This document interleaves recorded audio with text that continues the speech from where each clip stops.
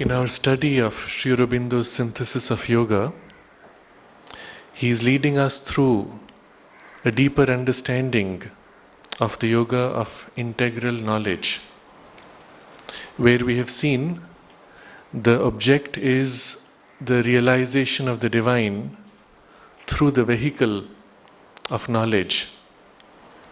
And the object of knowledge is always someone or something eternal, infinite, absolute. And therefore, we are left with a difficulty that the vehicle by which we seek to know that is itself the very opposite: finite, temporal, relative. Our mind is inherently incapable of knowing that which we seek. And therefore we see that there has to be a kind of a transition. The mind can at best lead us up to a certain point in the right direction, prepare the ground, but eventually that faculty or power by which we will realize that which we seek is not the mind. And yet, if the mind is suitably prepared, it too can share in the experience of that. It can be turned into a vehicle of knowledge to reveal, to articulate, to express that which we experience. But what is it that we seek? And in the second chapter of this study, titled The Status of Knowledge, Sri Aurobindo describes that knowledge and what we mean by it. And we mean by knowing it a realization in the full sense of the word, that is, to make real to ourselves and in ourselves the self in such a way that we are fundamentally changed. It is not merely a glimpse of something real, but a contact which is intense enough that it changes us, and the realization itself consists of three successive movements. First, an internal vision, drishti. The second, a complete internal experience. And third, identity. And in that chapter, he had successively described each of these and the means by which we are to have them. In the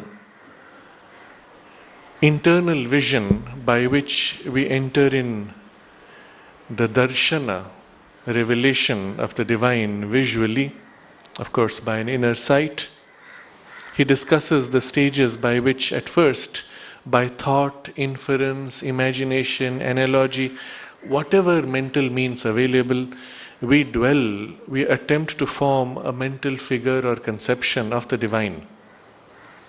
And it is at this level that we see the largest mass of humanity.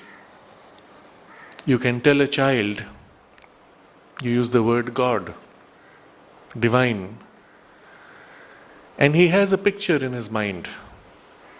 And as children who were exposed to comic books, we had images of various deities. And so if someone says Indra, immediately in the mind pops up that cartoon image that you have been used to. But still, that conception in the mind can be an entry point towards something greater. But at first, this is the only available means, and whatever it is, it's good. And then, when we hold firmly that conception, fix it by an entire and exclusive concentration, that's when there is a penetration. The mind cuts through the initial figure, cartoon, reduction of an image of that. It cuts through that, that becomes the gateway. And the gateway, of course, is a very clearly defined border, limited, made of wood, metal, doesn't matter. The point is that the gateway opens to that which is real behind. And so it is by this entire and exclusive concentration, two keywords that Sri Aurobindo highlights. The concentration must be total. All parts of you must be turned in that concentration, and then exclusive, nothing else must be in the concentration. That's when we cut through. And then there is a breakthrough eventually where we have the realization, the revelation in the third stage. So this is the method by which the power of the internal vision is developed. And then this inner seeing is just a starting point. With that, the emotions have to join in. The heart has to be satisfied by its participation. And eventually, even the nerves and the body can participate to make for a complete internal experience, which then moves eventually into an identity where the personal ego itself dissolves and only that which we aim at is present. This is the aim of this path of knowledge. And he says, indeed, it is the aim of all paths when they are pursued to their end. Now, in order to be able to reach this, we have to prepare ourselves, and the preparation itself, or the path and the preparation, Sri Aurobindo points to as two stages. The passage from the human to the divine involves two stages. The first of preparation, in which the soul and its instruments must become fit. And then the second stage, when the actual illumination and realization is brought in. And of course, we don't make too harsh a distinction. Each supports the other. The preparation leads to some glimpse. The glimpse helps in the preparation. And so there is a double movement. And this is the theme of the third chapter, called the Purified Understanding. The primary vehicle in this approach is going to be this purified understanding. And because it is through knowledge that we are seeking to realize God, the vehicle of knowledge here is our understanding. Still, we recognize the passage is going to be, will have its phases, rhythms and cycles, and all that accepted. How do we now prepare? And this is the third paragraph that we paused at last time. The first necessity of the preparation is the purification of all the members of our being. Especially for the path of knowledge, the purification of the understanding, the key that shall open the door of truth. And a purified understanding is hardly possible without the purification of the other members. So in the path of knowledge, obviously, the purification of the understanding is the key. But he says, the key that shall open the door of truth. It is a promise.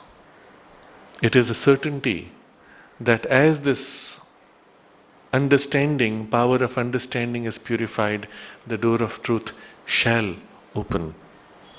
But this purified understanding is not possible without purification of all the other members. He explains that because everything is interconnected, Although this may be our primary vehicle, the purified understanding, still everything else must follow. Otherwise, they can interfere and cloud the functioning of the understanding, as we will see shortly. It is for this reason you will find that in the Indian tradition, so much importance was given to purity for those who sought the higher knowledge. The word Brahmana, of the four varnas, the four colors, the four facets of human society, there are those in humanity who seek to know, and not just a secular, mundane, superficial knowledge, but a deeper knowing. Because innately, when our deepest urge is to know, we are never satisfied with superficialities. And the moment you try to know more deeply, you realize that your own subjective expectations, your own subjective conditions can cloud your ability to understand. You are entering a domain which is entirely subjective. To be able to know truly, profoundly, you have to sense as if on a deeper level, which is always easily confused by everything else. The day I am disturbed, the day my mind is affected by some strong emotional agitation, I find my ability to think, to perceive, to know, even to articulate, everything gets clouded. If we were to be able to see, if we were to see directly the subtle body, we would see like a cloud of dust filling the whole space, and the mind like a light which is covered now by this layer of dust or mist of different colors depending on the kind of emotions that have spread in the whole aura. And it's very clear that the light cannot shine through. And so there has to be a clarity of the mind, but the mind being embedded in all the rest of us, all the rest have to be purified. And so you can understand why the Brahmana, the one who seeks to know Brahman, the seeker of Brahman, had to follow a lifestyle which was strictly formulated to maximize purity. The problem is, though, when you try to formulate a lifestyle, you have to reduce it to material, objective, specific terms. And then the obsession with the finer details becomes prevalent. So, for example, in certain very orthodox communities, we still see those rules followed. Of course, the people may no more be seeking Brahman, they may be busy with other activities. That's a different matter. But if you see the rationale of those rules, you can understand why. First of all, food. The food had to be pure. Now, what does that mean? There are two sides to the purity, a gross and a subtle. The gross part of the food purity was that the food had to be sattvic, meaning not tamasic, which would dull the mind, nor rajasic, which would excite the mind or the senses and therefore cloud, but clear, light, sattvic, which would make for a clear mind. And so that was the gross part of the selection of the food, and the subtler part was the vibrations which go in the food, especially when we are seeking a purity of the subtler consciousness, because it is by the inner sight that we will have the experience of the divine, the knowledge of the divine. The mixtures on the subtler level were considered even more critical, and therefore you had to prepare your own food, or somebody close to you of the same kind of alignment, the same kind of idealism, the same grade of purity would have to prepare the food. And of course this can be taken to such an extreme. And yet the principle is valid even today under current circumstances. I made a particular note of an interesting fact, that the people whom the mother had put in charge of what is known as the mother's kitchen, the person in charge was a lady to whom Sri Aurobindo makes reference without naming her. In one of his letters, Sri Aurobindo says, there are many individuals in the ashram who have had experiences, and some of them have had Upanishadic experiences without having a name for it. They just described what they experienced, and it's obvious this is what they had experienced. And the particular lady who was head of the mother's kitchen was one of those. And consider here a lady who's living in a consciousness where she has this opening to the Upanishadic experiences of the divine, the visions of Brahman and so on, and she's preparing the food. You can imagine the kind of imprint that goes into the quality of the food. There is another incident which is narrated by my teacher, Panditji, and he said there was an incident where they had washed some grapes and kept them hanging to dry to be given to the mother.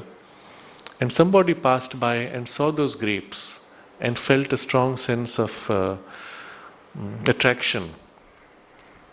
So subsequently the grapes were taken down, they made a juice and sent it to the mother, and the mother took a sip, and I think she spat it out, was it?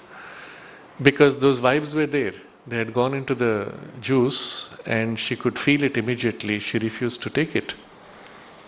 Another time I remember Dyuman Bhai told us this, that one day the mother called him, I think it was in the late 60s, and the mother said to him,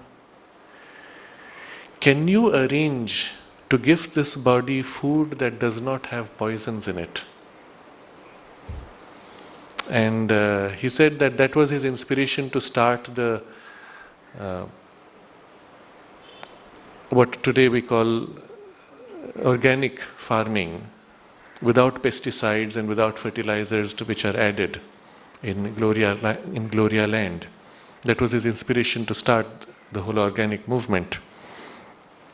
But you can see how, for her, not only was she sensitive to the subtler mixture, but even to something which is nowhere felt in the tastes, the poisons which are there in the food today. Most of us cannot even taste them. And yet she could feel its effect in the body. So this you can see why food is considered to be so important in terms of purity, because it becomes the substance of our gross and our subtle body. Or in the lifestyle of the more orthodox Brahmins, they had to take a bath 3 times a day. Now that may sound a little too much, but if you see the effect a proper shower has when taken in the proper way with the full awareness of the subtler dimensions, it not only washes the physical body, it can even have an effect of washing on the subtle body. Sometimes we have this experience that we feel somehow our consciousness infected by some vibration which we find difficult to expel, and often it is by taking a shower that it is most easily washed away. And so you can see how a lifestyle could be organized to an extreme, obsessing in the tiniest detail on purification. And it could go so far as you regulate the time of sleep, time of waking, before eating, the kind of thing you should do to purify. When you walk on the road, you should do certain things. I had occasion to interact with one of these very orthodox persons, and he said he is not even allowed to drink water from the tap, because the tap water has come through so many different things, and he can only drink from the well. Of course, assuming the well water has not been poisoned, which nowadays is the case often. And then I said, well, what happens if through the day you don't get the food cooked by somebody that is part of your family or done by you, and no water? He says, sometimes I go through the whole day without drinking water, without eating food. And it is quite terrible for the body, but he just does it. And then I said, but what's the worst case scenario? And he said, well, worst case is I can drink water, but then when I go back home, I have to do a whole series of rituals to purify myself. So, another example he gave was he was not allowed to spend the night in certain regions of India which were associated with certain vibrations. You know, the whole of the map of India is mapped with the parts of the body of Sati. It's very symbolic, but also profound spiritual truth of divine nature. When she falls into ignorance and falls apart, so to say, in pieces, is lost in division of consciousness. And the whole story is narrated how Sati aspired to marry Shiva, but for various reasons could not contain the full intensity of that divine power. And so there were a whole series of events. Finally, she dies and her body is cut up and the pieces fall, and they become, of course, the sacred spaces. But each of those pieces, the parts of her body fallen on earth, represents a certain quality of consciousness. And so certain parts of the land, he said, he was not allowed to spend the night there unless he spent the night inside the temple, where there is a purified atmosphere. So I studied all these just to understand how far that whole thinking could go, and I found it very interesting. Now, for our purpose, Sri Aurobindo does not get into those details. The principle is what we catch, the principle of purification of the understanding, and that the fact that this purity of the understanding is tied to the purity of everything else. This is all that we are looking at now. But I give you this background to show you how in the traditional systems one could really take it far. So we continue with the text. And an unpurified heart, an unpurified sense, an unpurified life confuse the understanding, disturb its data, distort its conclusions, darken its seeing, misapply its knowledge. An unpurified physical system clogs or chokes up its action. Now you see, in dealing with knowledge, there are two parts. One is the taking in of knowledge, and the other part is the execution or expression of the knowledge. So the last part is relating to the physical system. When it is not purified, it clogs or chokes up the action of knowledge. And that means when knowledge tries to act through the body and the body consciousness is not pure, the knowledge gets blocked up, and then what follows is a distorted expression in the body. Or there is a complete blocking or a choking, and the choking makes it come out in brief bursts but unclear, not streaming through with clarity.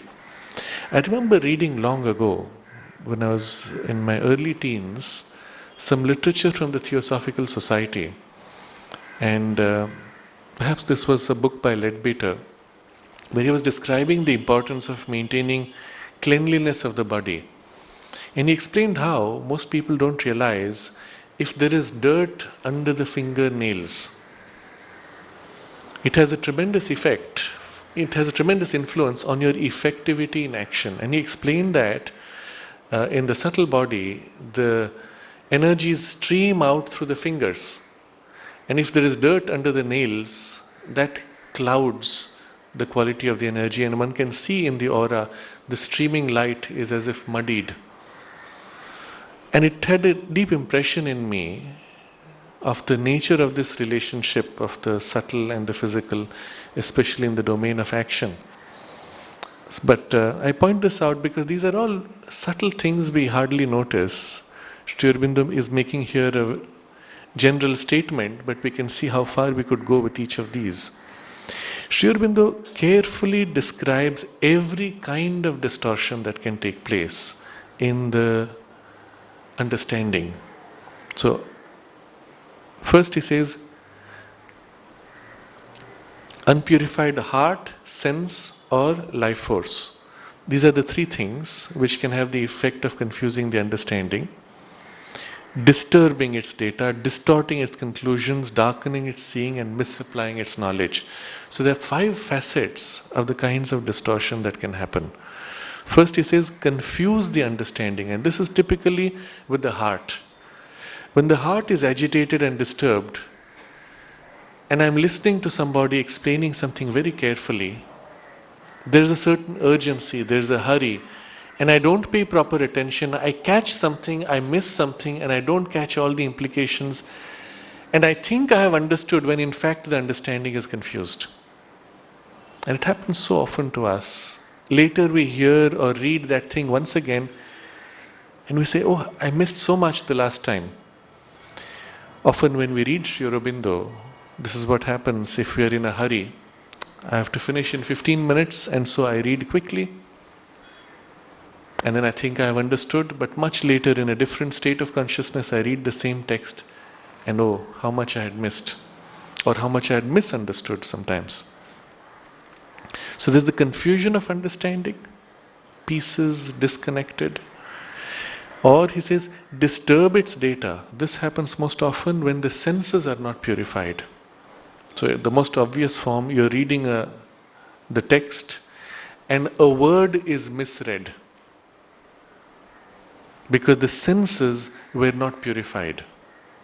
Now the unimpure senses classically are described in this example where in the darkness or in the dusky evening you see a rope on the ground and your mind sees it moving and the mind concludes that it is a snake.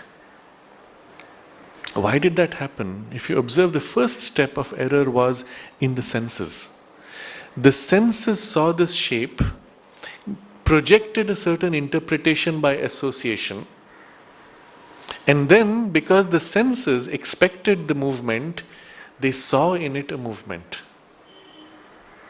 So the senses have this ability to bring in a certain agitation in the form and appearance and a waviness, and they fill in all the rest. And if the mind sits above, the intellect sits above and receives this distorted influence, obviously it will have a wrong conclusion. But the error was of the senses, not of the intellect. So the senses have to be purified. They must be made absolutely calm, clear, solid, unagitated, unbiased, not prone to hasty association. And so, disturbing the data, and if the data is wrong, then of course the conclusion will be wrong. Third, distort its conclusions. So you see the layers. First, the confusion from the emotions. Second, from the disturbance of data from the senses. And then the conclusion, which get distorted. And it's not always completely wrong. It's just got perverted, distorted, twisted slightly. So very often we feel the validity of what we have concluded because it is broadly still right, but it's got warped slightly, and the warping is where the problem comes. When you see two people arguing for a very long time, if you observe carefully, both have a valid point, and they're standing on firm ground in a very narrow valid point, but all the rest is got distorted. And so the distortion of conclusions follows disturbance of data, and then when the conclusions are wrong, the insight, the seeing which looks through, that gets darkened. And this happens from various reasons, most often when the life energy is mixed, unclear, dull or weak. Although some higher intuition may inspire and show you a deeper insight, the mind is dulled, tired, it catches only a glimpse. It's as if seeing through a dark glass. You're seeing something, you're seeing the form, but you're not seeing in all the details. It's not vivid. And then when it moves into action, the knowledge is misapplied. And finally, the physical system. So you see here a full mapping of all the kinds of distortion which all have effect on the understanding. And so, conclusion is, there must be an integral purity. Here also, there is an interdependence. For the purification of each member of our being profits by the clarifying of every other. The progressive tranquilization of the emotional heart, helping, for instance, the purification of the understanding, while equally a purified understanding imposes calm and light on the turbid and the darkened workings of the yet impure emotions. So for this integral purity, all the parts mutually help each other. The heart and the mind, he gives this example. And this is, as an example, the most common which takes place in our lives, that the As the heart is made progressively more tranquil, it helps in the purification of the understanding. And equally, when the mind is quiet and has a clear light, that light can seep into the emotions and help to calm them. When you see a person who is very disturbed, approached and helped by somebody who holds the calm, you can feel how the calm gradually settles on the disturbed person and quiets the heart. In fact, this is the only way you can really help a person who is disturbed. Sympathy, empathy, giving a listening ear, etc., are all devices for connecting, to form a connection through which a calm that you hold can seep into the other. In itself, sympathy and empathy will not resolve the problem. By sympathy and empathy, you may even feed the excitement and the confusion and disturbance. The best and only effective way is to hold your own calm, and through sympathy or listening or empathy or discussion, whatever form of channel of communication, you allow that calm to seep into the other, and as the heart of the other becomes quiet, their higher understanding can begin to kick in and the rest follows.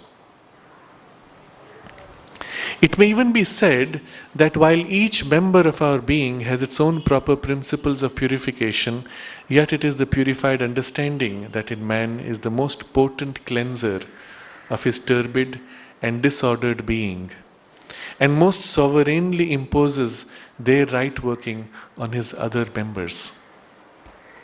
So if we had to start, we have all these pieces, limbs, members of our being. Each of these has its own way of purifying itself. Which would you pick that would allow most easily all the others to be purified? Which would be the natural leader for the overall movement of an integral purification?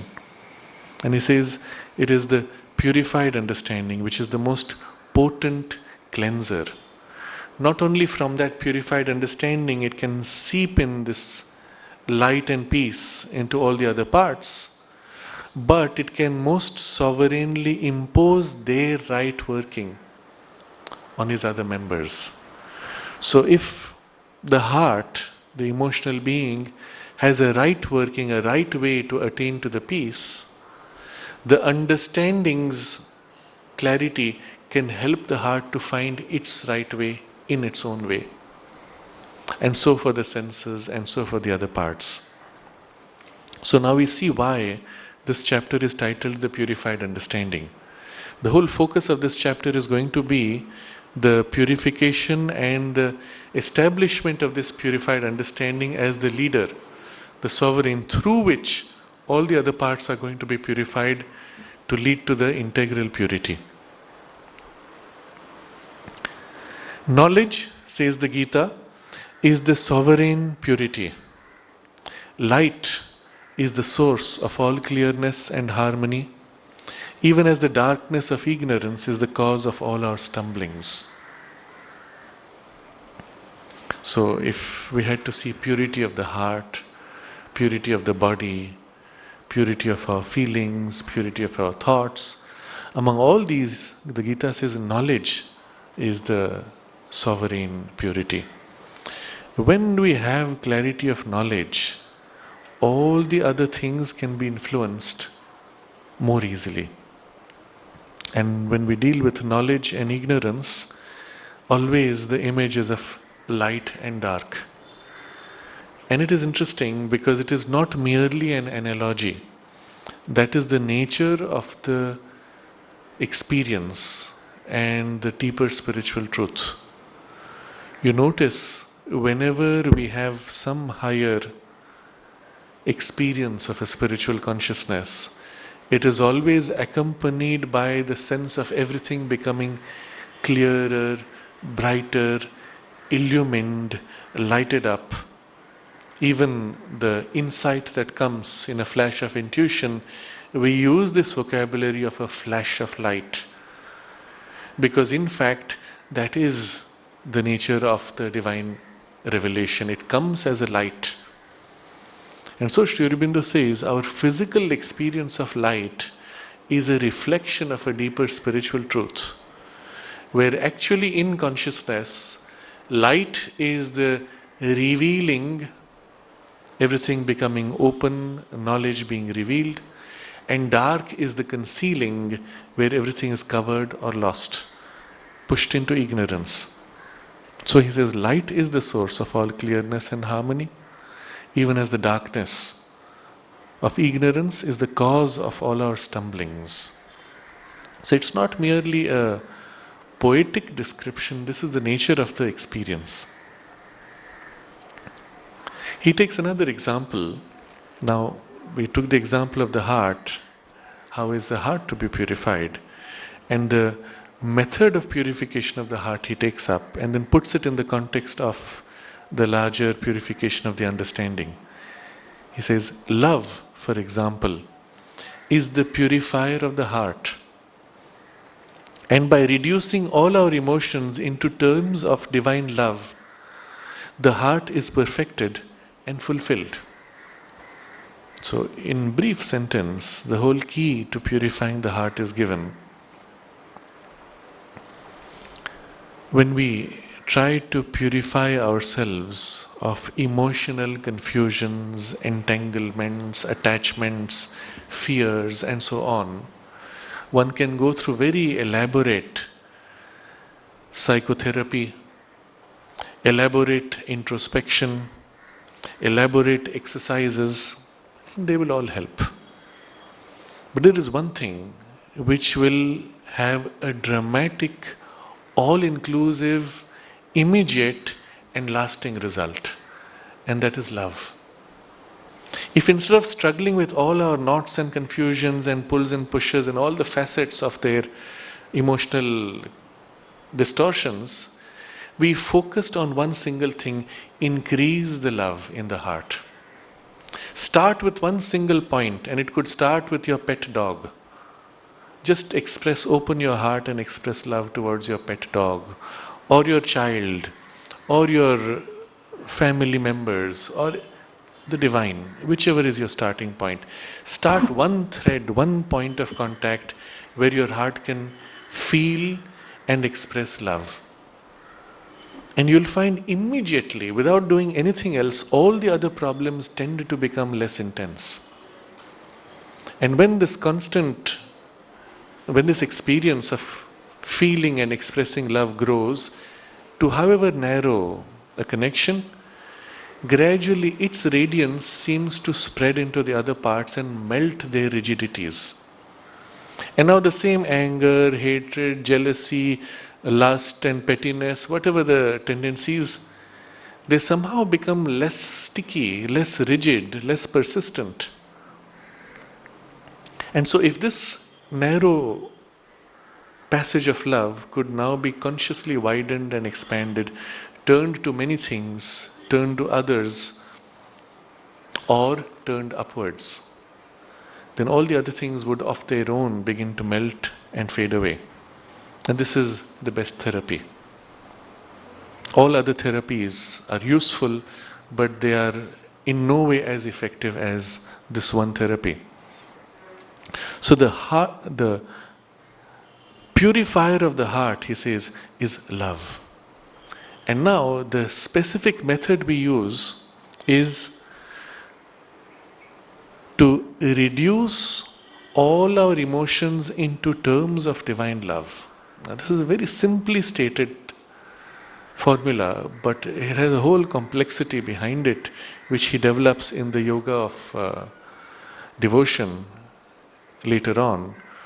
But the idea is that we begin to see all of our emotions and all of our emotional relationships as facets of something else, which is much broader, truer, deeper. And that something else is what we call divine love. And one way, or let's say the easiest way by which we could begin this process is first turn that love to the divine. As completely as possible, as widely as possible, as deeply as possible. Having done that, we turn to all other emotional relationships that we have and see them as facets or part of our love for the divine. And to the extent that we are able to do that, all those emotional relationships can tend to be transmuted, taken up into this larger truth of the divine love. And this result comes in almost automatically, that we reduce all our emotions into terms of divine love. And this is the way to purify the heart. And through this, the heart is perfected and fulfilled.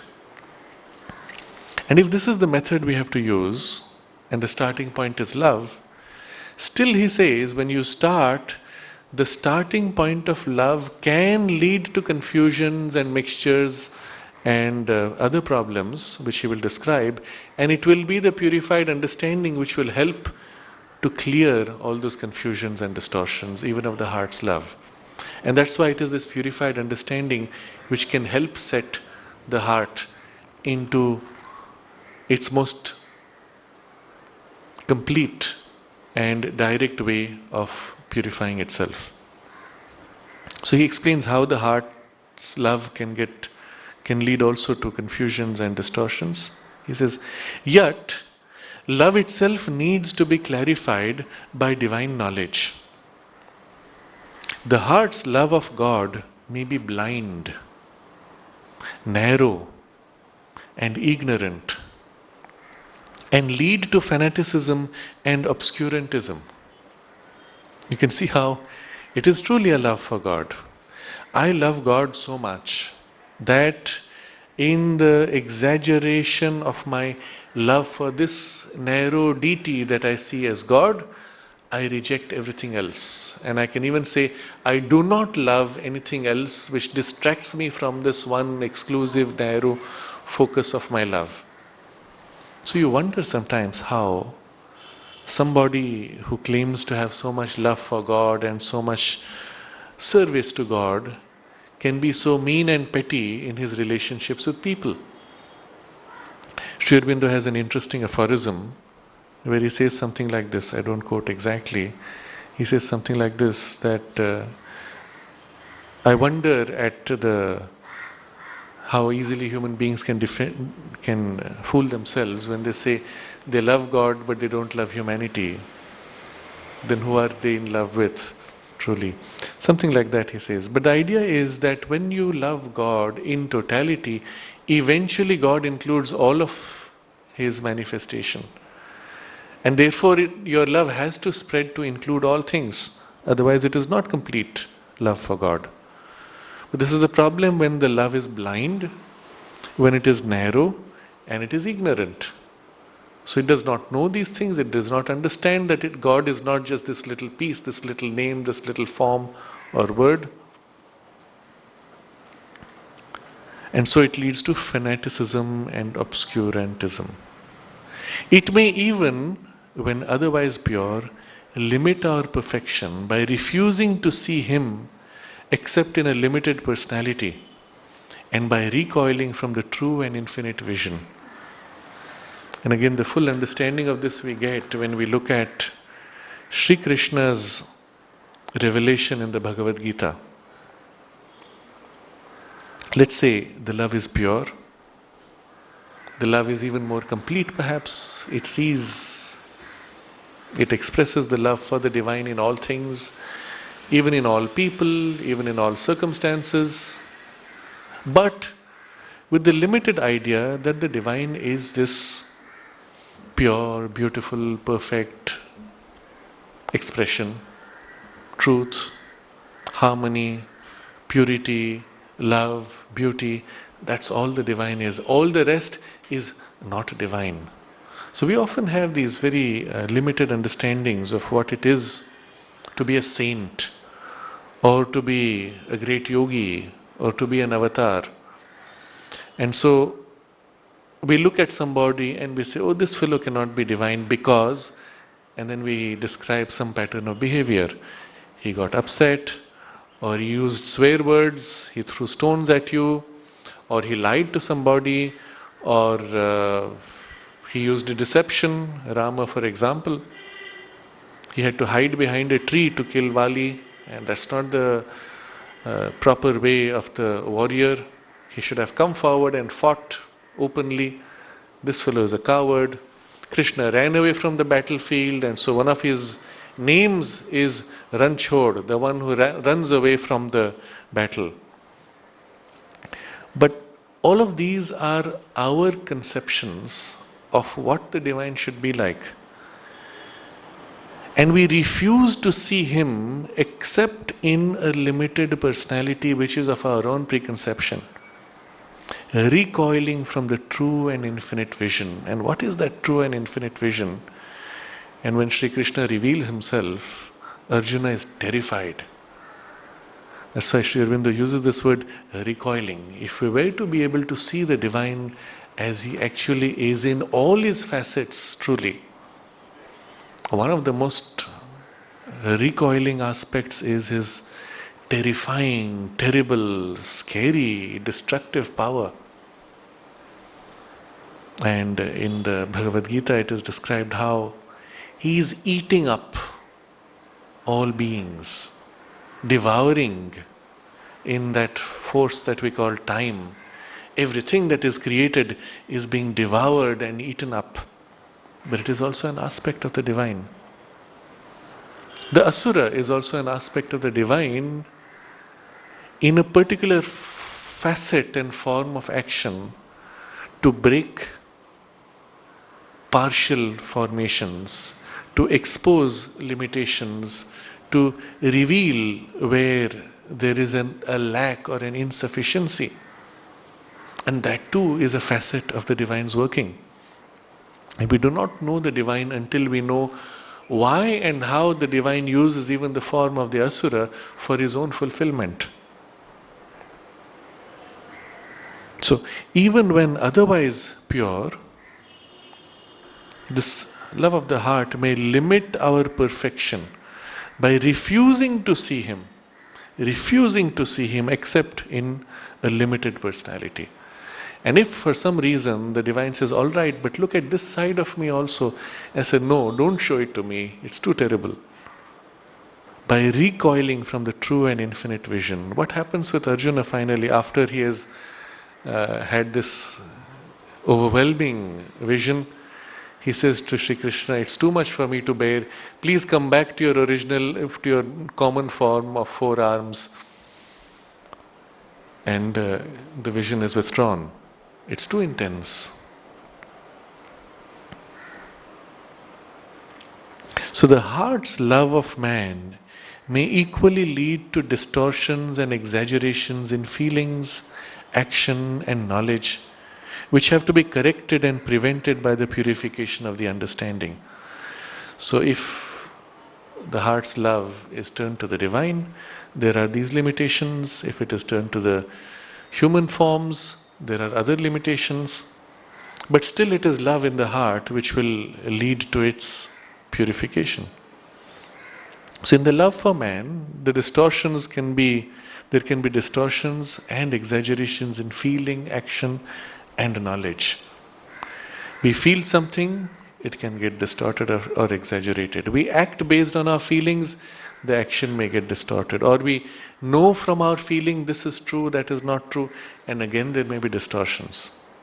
One could, of course, look at many examples, but one which comes to mind, because it is amusing also, and it is in the context of our ashram.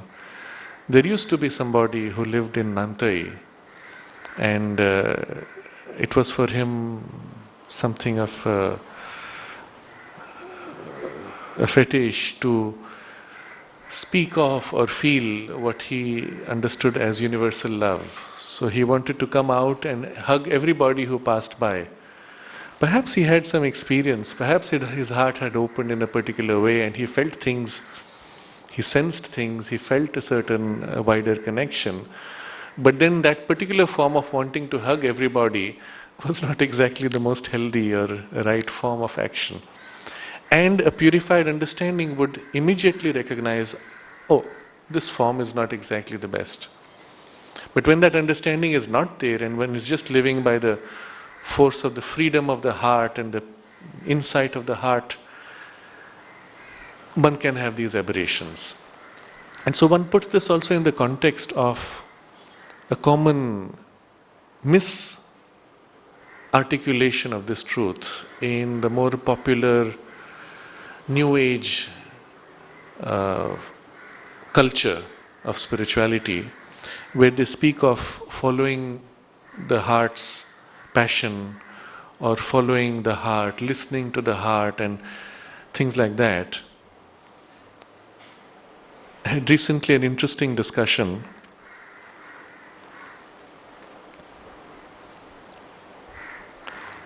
I must recall the exact detail of it.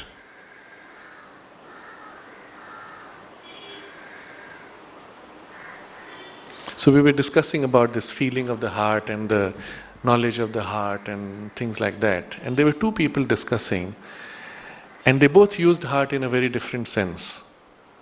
So the person who was speaking more from the inner spiritual dimension of the heart said something and tried to correct, but that's not exactly what I mean. And so I interjected jocularly and I said, there is the heart and then there is the heart. He's speaking of following the heart and not the heart. The idea being there is of course the emotional, human surface, sentimental heart, and then there is the deeper, spiritually centered knowing that comes from deep within. We use the word heart for both equally, loosely. And so we have to distinguish between heart and follow that heart and not this heart. That was the play on the word. And he said, yes, you're right. But unfortunately, because of this vocabulary being weak, loose, not clearly defined, it has led to a lot of confusion for those who have followed literally such advice. So again, the point being, there has to be a deeper understanding. The purification of the understanding can correct these distortions and prevent them. So this having been given as a first introduction, that we have to have a purification of the understanding, which includes then everything else, because there is a support mutually between all the other members of our being. Now we need to focus on where and what is this understanding that we want to purify. And again we come to the same problem of the English vocabulary. Just as there is a heart and there is a heart, there is an understanding and there is an understanding. Which part of the mind's function do you call this understanding? So the next paragraph deals with this. Sri Aurobindo says, we must, however, consider deeply and clearly what we mean by the understanding and by its purification. We use the word as the nearest equivalent we can get in the English tongue to the Sanskrit philosophical term buddhi. So we now understand what Sri Aurobindo means when he uses the word understanding. He's using it as the nearest term for buddhi. Elsewhere, earlier on in the early portion of the Synthesis of Yoga, Sri Aurobindo explains that he finds it necessary to use the vocabulary from the Sanskrit, because it is only in the Sanskrit language that all of these fine distinctions of the inner domains of the spirit have been given proper terms. So we come now to this term buddhi. Therefore we can exclude from it, that is from the word understanding, we can exclude from it the action of the sense mind, which merely consists of the recording of perceptions of all kinds without distinction, whether they be right or wrong, true or merely illusory phenomena, penetrating or superficial. So sense mind is not part of buddhi. It's not part of the understanding that we want to purify. Of course, we will purify the sense mind separately, but it's not the understanding. This is the part of us where as soon as we see something, the mind registers the seeing, and there's a first level of registration. So he says it only records perceptions without distinction. Is this right? Is this wrong? The sense mind is not concerned. This is what I see. And the sense mind has associated with it a faculty of habitual association, which he will be explaining shortly. So you see the rope and there is a habitual association of snake. You didn't even have to make an effort. As soon as you saw rope, the sense mind pulled the association, rope, snake, and the intellect which is watching, the buddhi which is watching, gets both. So the sense mind is simply recording without distinction, doesn't bother whether it is true or illusory phenomena. So I saw a patch of white movement in the dark. Was it a person? Was it a cloth? Was it a spirit? I saw a patch of white. That's all that's registered here.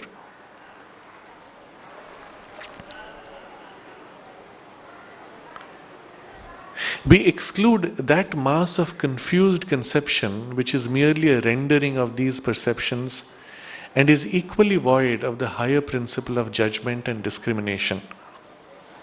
So, when we see something, there is at the same time in the seeing a rendering of the perception in something. So, for example, and this often happens when we don't see very clearly, when something happens very fast. The part which has registered has to fill in the blanks. This is how optical illusions function.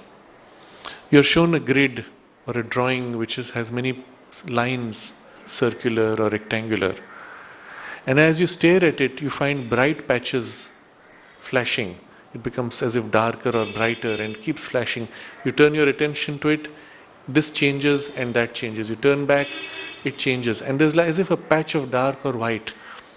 Now this is all part of the conception introduced by at the level of the sense mind, because the senses are trying to fill in gaps to make it complete. So the easiest way to make this optical illusion is you draw two lines which should have completed in a corner, except you don't complete it.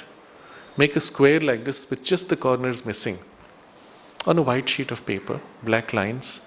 You stare at it for a while, and immediately you notice the corners get filled up. And then your attention turns to the corner because it's something moved there. You turn and you find it's vanished. The other one got filled up. You turn, it's vanished, and the other one got filled up. So it's part of the sense mind to do this work, a rendering of these perceptions. It does not have an element of judgment or discrimination. That is proper to the buddhi. Nor can we include that constant leaping current of habitual thought which does duty for understanding in the mind of the average unthinking man, but is only a constant repetition of habitual associations, desires, prejudices, prejudgments, received or inherited preferences, even though it may constantly enrich itself by a fresh stock of concepts streaming in from the environment and admitted without the challenge of the sovereign discriminating reason. So this is another facet of the functioning of the sense mind. Constant leaping current of habitual thought. You see something, there's a current leaping, and it's all habit. What is it throwing up by habit? Associations, desires, prejudices, prejudgments, and preferences which are received or inherited. It's quite a long list, but just as a quick example, we saw the rope and the association of the snake. Now if you notice, the association of snake will be more vivid in people who have seen snakes or have had a bad experience with snakes. To others, that association may not always be as vivid. And this is part of the whole stock which we are freshly building. Whenever we have a new experience, it builds an association. And next time, a piece pulls the rest. We have desires associated with those images. So somebody draws, let's say for a child, he sees a particular shape of an ice cream cone. And pop, there's an association of a desire of food or something. May not happen so much with adults unless that has been ingrained repeatedly. So certain forms draw analogies or associations of other desires which pop up at that point. So advertisers use this very effectively. And why can they use it effectively? And this is in the rest of the sentence. He says, because all these associations and bundles of desires, prejudices, prejudgments, they take the place, they take duty for understanding in the mind of the average unthinking man. So there's a huge mass of humanity, I dare say 3/4 of humanity, according to some estimates, don't think for themselves, or at least in 90% of the time don't think for themselves. So you're walking on the road, your mind is wandering, your eyes wander, an advertisement happens to be present, your eyes gaze at it and move on. There's nothing in the mind which is making an effort to think, to reason out, to discriminate or to understand. So in this mechanical automatic condition, this functioning of the current of energy leaping takes the place of the thinking mind. It throws up all the associations, desires, prejudices, prejudgments. Let's say you're walking along, you see a face in an advertisement, a politician's face, and there's a prejudgment. Oh, crook, corrupt. There's a prejudgment.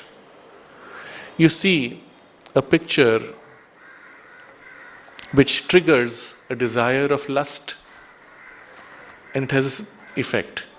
And you tend to associate now that image with that sensation. So you will see in all the car advertisements, they have to throw in a human being, rarely a man, generally a woman, generally in a seductive position, dressed in a seductive way. When you actually look at the advertisement, the woman is not what you're looking for. You're perhaps looking for the car if you want to assess the value of the car. But the association that that picture pulls immediately influences your judgment of the car. You remove the human figure and have the car by itself, there is no association to relate to. And so advertisers play with this skillfully and with great effect. Immediately an emotional content has been brought into what is otherwise a piece of metal. Very crudely shaped even, it's not even very aesthetic. But the emotional content now fills the whole idea of the car. When you observe advertisements, you can see how they do it very cleverly. So a car, for example, has to be made alive.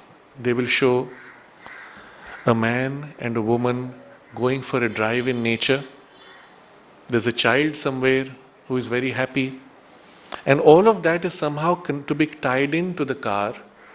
So this car is going to give you this happy married life and the joy of the children and all those associations bundled together. Tomorrow you see that car and the rush of emotions comes in. And you think you have made a judgment. I like this car, you say. I'm always surprised when I see people saying, I like that car and not the other. And I say, why? And then they're confused. They don't know what to say. You don't know the technical differences. Is it more fuel efficient? Is it driving smoother? Are its brakes more effective? Has it had less accidents? None of those things matter. The color, the shape is at best that they can physically connect to. What they are not aware is all those bundles of emotions that have gone in through the advertisements that they are actually using as the reference for their decision. So this is the point Sri Aurobindo makes. In the average unthinking man, it is this current of habitual thought which does duty for understanding in the mind. And this is not the understanding that we want to purify. This is still happening at this very superficial level.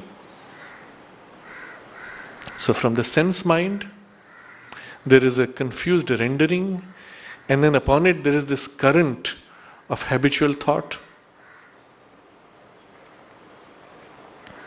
Even if it continues to enrich itself, that's not what we mean by the understanding. Undoubtedly, this is a sort of understanding which has been very useful in the development of man from the animal. But it is only one remove above the animal mind. It is a half animal reason subservient to habit, to desire, and the senses, and is of no avail in the search, whether for scientific or philosophical or spiritual knowledge. So, in the animal life, this particular functioning of the current of thought with habitual associations was extremely valuable, extremely important, because that's how the animals could understand their environment and respond to it and accumulate through a stock of experience corrections to their responses. You see an animal, another animal, and you have to immediately decide whether this is dangerous or it is safe. A baby dog, or let's say a baby cat, has to be able to recognize what is dangerous to it. A couple of days ago, I found there was a baby parrot which was flying around trying to find its way. And I was wondering what would happen if the cat came nearby. Embedded in the parrot's instinct is the fear from the cat. Embedded in the cat's instinct is the attraction to that animal, especially if it's small and young. And this does function for intelligence. And most of animal life is driven in this way. One level removed above that is the same functioning in the human being. And since most of us are still half animal in our intellect, in our use of the intellect, we're not too different in our behavior. It is a half animal reason subservient to habit, to desire, and the senses. And this is completely useless when we want to turn to higher knowledge. And he describes 3 categories of higher knowledge: science, scientific or philosophical or spiritual knowledge. Scientific looks at the same senses but tries to unravel appearance for an underlying reality. Philosophy disconnects even from the material domain of realities, goes into abstraction of thought, looking for some deep, inherent, essential truth behind the material forms of expression. And spirituality is not even in the domain of conception, it looks for deeper experience behind all these. So these are 3 gradations through which one rises, inevitably. All scientists who go deep enough become philosophers, and sometimes eventually even touch a spiritual dimension. All philosophers, if they go deep enough, eventually recognize that there is something else which brings meaning, and they open to a spiritual reality.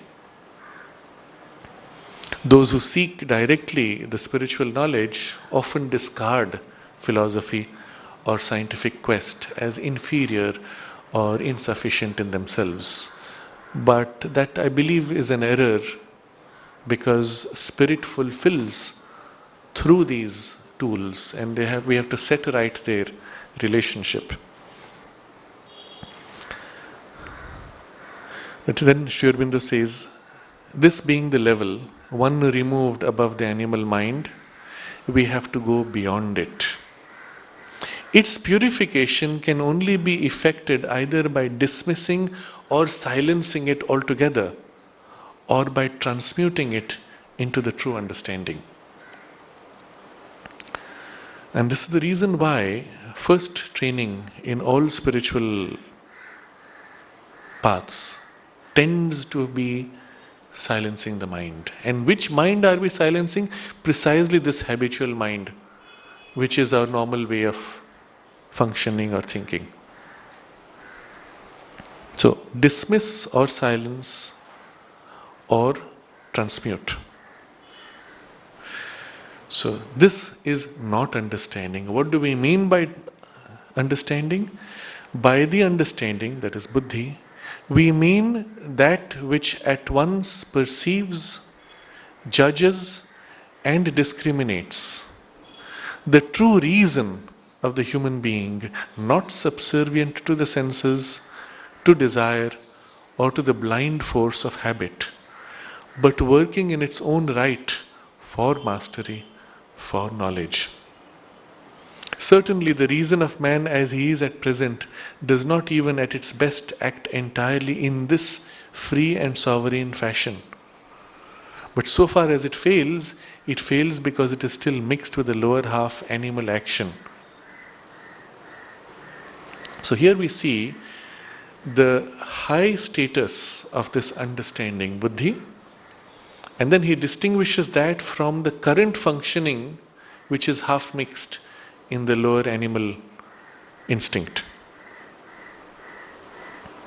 So how will we describe this higher functioning of the pure buddhi? He says, that which at once perceives, judges and discriminates, the true reason. At once perceives, judges, discriminates. Now the way this functions, it sees, it judges and it discriminates in a single function.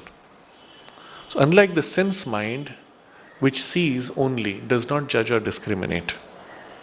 This sees and does all the others at the same time. Now if you try to feel inside us subjectively, in that part, where is this part where we are aware and in our awareness we discriminate and we judge. We get a sense of it in some part of the higher functions of the mind, somewhat abstract, standing back. We find it most easily when we observe our own thinking process. The part of the mind that stands back to observe the thinking process and criticizes it and says, oh, my thinking is currently confused. I am allowing these habitual associations now to cloud my judgment. What is this part? It stands back, observes the whole functioning of the mind and its logic and its associations and everything. But it stands back. And you see what it does? It's observing, but in the very act of observing, it recognizes, this is mixed. That is clearer. So inherent in the perception is simultaneously this discriminating, separating and judging. This is better, that is not. This is the true reason of the human being. And it is not subservient to the senses, to desires or to blind force of habit. Because it is not subservient, it is able to stand back and observe these mixtures. It works in its own right for mastery, for knowledge. So the moment we try to become master of our own thinking, of our own behavior, this is the faculty which kicks in. It has to stand back, observe, and from a free station be able to make judgment. Or whenever we want true knowledge, then we observe how our mind is unable to find the true knowledge because of its current working, and it quiets all that and cuts through to something deeper and recognizes a deeper insight. True intelligence is able to stand back from everything, observe patterns, observe relationships, and make connections between them and see some deeper truth which was not obvious. That's how we describe it in the domain of computer science. When we want to create artificial intelligence, make a computer intelligent, the first problem is we don't know how to describe our own intelligence and its functioning. The best we can do is describe it in this way. Recognizing patterns through associations, comparisons, differentiations, etc. But draw some insight by looking at different patterns. Oh, this is similar to that, this is different. This is the nature of the difference, that is the nature of the similarity. And then having done all that, get to some deeper insight. Therefore, this piece fits here. Therefore, this leads to that. Therefore, this is a part of that. Therefore, this is more important, this is less important. Therefore, this is true, that is less true, and that is false. These conclusions emerge. And if you can get it through these three steps, then we say, okay, we have a functioning artificial intelligence. But you can see how the artificial intelligence definition is very close to what Sri Aurobindo is saying here.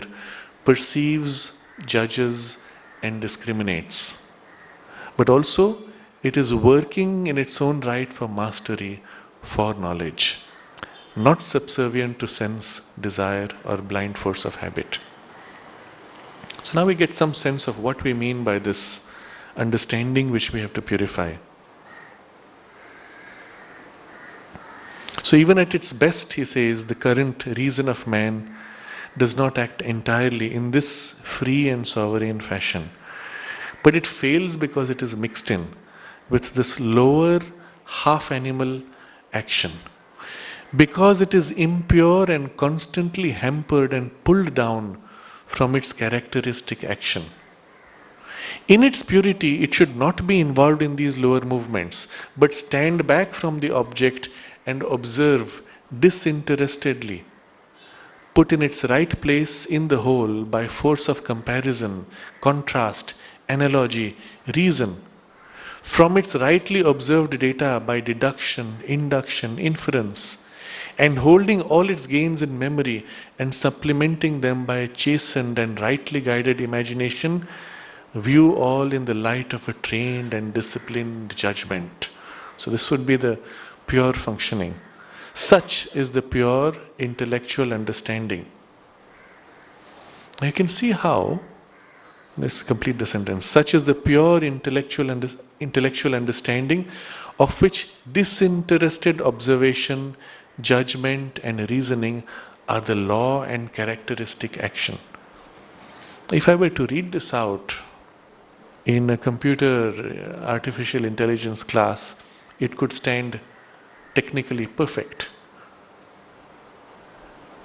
You see how precisely he has described the full functioning of this free power of the understanding of buddhi. When it is pure, not involved in the lower movements, what does it do? First, it stands back from the objects and observes disinterestedly. Meaning, when I look at all these things, all these situations, I don't give preference to any. I don't say, well, I prefer this to happen because this is my brother-in-law and I would rather he gets his benefit. This is my favorite jalebi and I would rather make that my favorite. Or that I hate or I am afraid of and therefore I push away. No personal interests. Disinterested observation, everything is equal. Then, put it in its right place, in the whole. So it rearranges everything automatically. But what is the method of rearranging? By comparison, contrast, analogy. So this is similar, this is different, this is the contrast. This has a similar structure, analogy. And so in this way, automatically there is an arrangement that takes place. Just as an exercise, if you were to sit down and take a whole bunch of objects, you go to a child's room, there are so many toys, and you say, let's arrange this. You look at all the toys, automatically, without any effort, there's a categorization which has formed. These will go together, those will go together, those will go together. Did you even think of how you want to categorize? It's obvious when you look at certain things. So, these are all part of this kit. Those are all part of this activity. These are all similar in the material that they have. It's obvious in what categorization the whole thing is going to be organized, and you go ahead and arrange it. So there's this automatic functioning of a right place for each thing, which is there inherent. When you're objective, there's a right place and you see where the right place is. Then, reason from its rightly observed data. And how does it reason? By deduction, induction, inference. So when we have decided, all right, this is how it's going to be arranged, but you also observe and draw some insight from it through reason. So deduce between two things, from one thing to the other, it leads to a third, and that's a deduction. Induction, between two, there is implied this connection. Inference, sees a similarity, and if this is like this between the two relations, that is like this between those relations. Now, if you look at how precisely Sri Aurobindo describes this, this is exactly how we measure intelligence in animals. We give them all these different pieces, we see how they arrange, how they relate to them, how they organize them. We see this, we see that, does the animal deduce the third step? We see this, we see that, does the animal induce the thing in between which is missing? And the most advanced which we see in certain animals is this inference.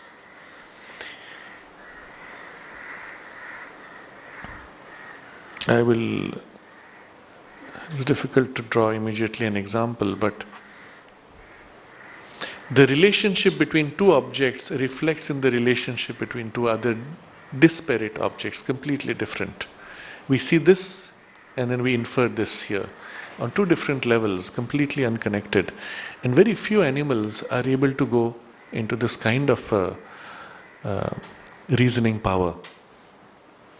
And those who are like that are very close to the human, generally in the more developed apes and things like that. And after all this is done, first you observe dispassionately, you found the right place, you drew a reasoning judgment from it, then hold all its gains in memory. So when you have made a gain, it is to be preserved, not to be lost. That's how humanity has built its stock of greater knowledge. But when it is put in memory, it's not enough to just let it sit there. You have to do something more with it. Supplement them by a chastened and rightly guided imagination. So you drew all this from certain observations, you built up a stock of memory of many things. Now within the stock of memory, you can see, this is all leading to something else. We see that we started our journey as individuals, we formed family units, we formed tribes, we formed states, we formed nations. It's leading to one earth. And unity of earth is leading to perhaps an even larger unity of the solar system and galaxies and other civilizations. And we see these steps. And in the imagination we start thinking, what will it be like when the earth is one family? When we stop warring, and immediately the imagination starts creating those realities. We will not have to waste so much money on arms. We'll be able to channel those funds into creative activities. People will have automatically more free time. There will be less stress because we will not be warring over our limited resources. We would share them easily. And you're creating that life. And then you say, well, if this can be possible, why not I make it real? And then from the imagination, I start trying to create. So the power of the intellect through the chastened and rightly guided imagination is actually able to go beyond to something which has not so far been created, conceive of it, and then work to create it through an exercise of its own organizational capacity.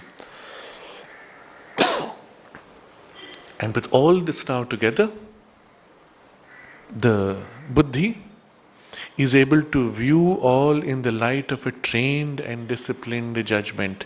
It does not rush to say, all right, I have glimpsed the peace, world peace, I'm going to rush out and execute it immediately by shouting everywhere, let's all have world peace. Well, they will just lock me up as a madman. So there's this part of the judgment which stands back and recognizes what is immediately feasible, what are the steps towards it, and in a trained and disciplined manner, it moves forward. Such is the pure intellectual understanding of which disinterested observation, judgment, and reasoning are the law and characteristic action. And this is the purified understanding towards which we are going to move. But this is still the superficial part of the understanding. Still, it serves a very important purpose in the spiritual path, as well as in the perception of the divine and the discrimination of the divine consciousness in our perception, in the path of knowledge. First of all, in the spiritual path, when we go through certain experiences, it is the same refined and purified understanding which will assess the values of certain experiences, which will put them in proper place, which will show where they are leading, and which will help us also to sift the mixture from the pure truth. Very often we dismiss what would otherwise have been seen to be valuable spiritual experiences. We dismiss them simply because we do not know how important they are. We do not place them in the right value. So somebody says, oh, I was meditating and I suddenly had this glimpse of such and such a deity. But it must have been my imagination, how I am. And then you move on. And you've just lost something very precious. You were given a jewel and you threw it away. It happened recently. So I asked the person, tell me, when you saw that deity, what did you feel? Oh, I felt so beautiful. I felt so peaceful. It was such a wonderful experience.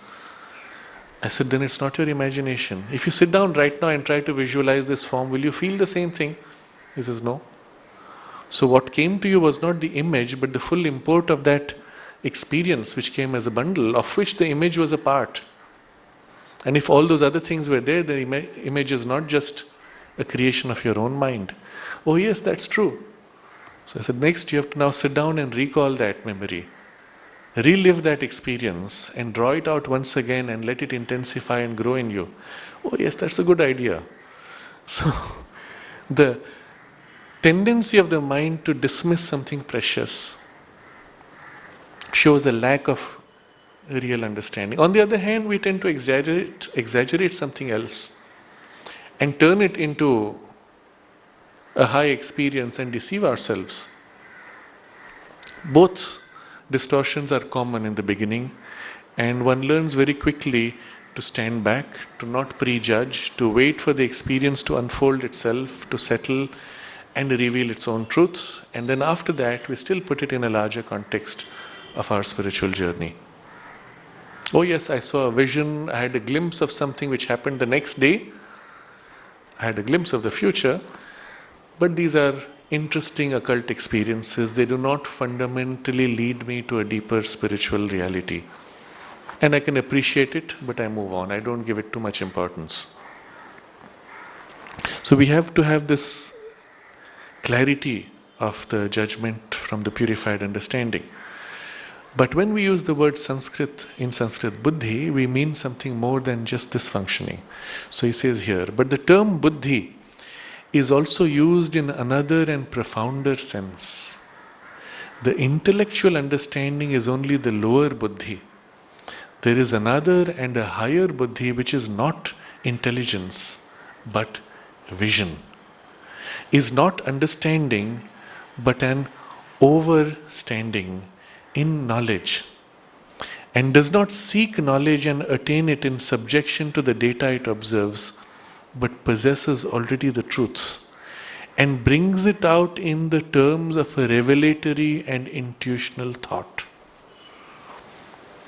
So this is now the true buddhi that we are going to focus upon, and the purification of the understanding will span both. Sri Aurobindo has used this word, not understanding, but rather an overstanding, and then he has put a footnote on overstanding. He says, the divine being is described as the Adhyaksha, he who seated above all in the supreme ether oversees things, views and controls them from above. Now this is the relationship of the higher divine knowledge, which has a sense of being above. Adhyaksha has also the sense of authority who not only sees but exercises a control over those things. So it is this kind of an overstanding which is the nature of the functioning of the higher buddhi. It knows, but it also has authority, control, and can wield what it knows. And you see, this is the character of intuition. In the intuitive consciousness, not only we know in identity, but in identity we have the power then to mold what we know. The superficial informational knowledge is something which you take in, you know, but you can do nothing about it. At best you can exercise that knowledge in a different action. But in the intuitional knowing, you know something because you are one with it, and because you are one with it, the knowledge leads you to a power of action. You are able to do something with what you know. In the intuitional knowledge, for example, if you have the experience of a piece, you are one with the substance of the piece, and then you can imprint that piece into your body or upon a situation. Because you are one with it, it's substance that you are able to freely mold because you are the substance that you are shaping. You can will it to do something, or you can will it to change or to express something new, to draw out from it something. So this is the character of the overstanding as distinct from understanding. It doesn't seek knowledge from data. It possesses already the truth and brings it out in the terms of a revelatory and intuitional thought. Now we're using a word here, intuitional thought. It is still like a thought. I'm still thinking, but the nature of the thinking is not processing data coming from outside, but something which is already known and possessed within. I am what I know, and in that I wield to observe, express, to do something with it. Now he gives an example. The nearest the human mind usually gets to this truth conscious knowledge is that imperfect action of illumined finding which occurs when there is a great stress of thought and the intellect, electrified by constant discharges from behind the veil and yielding to higher enthusiasm, admits a considerable in-streaming from the intuitive and inspired faculty of knowledge. For there is an intuitive mind in man which serves as a recipient and a channel for these in-streamings from a supra-mental faculty. So this is the nearest that the human mind gets to it. It's making a great effort. Let's say a scientist trying to understand something, struggling, and there's a great stress of thought. And as you're struggling, you have an insight, another insight. What about this? Perhaps like this. And so these are the discharges from behind the veil. Something pops up. And you ask yourself, where did I get this idea? You did not create it. You were struggling to find something and pop, the thing came in. From where? I don't know. But it just came into my mind. And that's why he says, from behind the veil. There is a veil and we're not conscious of what's behind. But something there has the knowledge, and there's a discharge from behind the veil.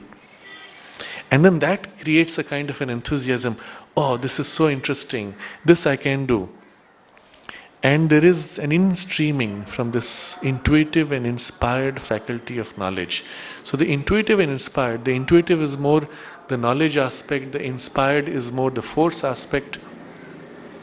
And we find this in the scientist's life, in the musician's life, even in our daily life. Sometimes when we try to invoke a divine inspiration to help in the work, you will see a musician, at first he starts in a certain way, perhaps hesitant, but when the audience gives him the response and support, he knows it is being appreciated, he is more confident, and then he starts flowing more freely.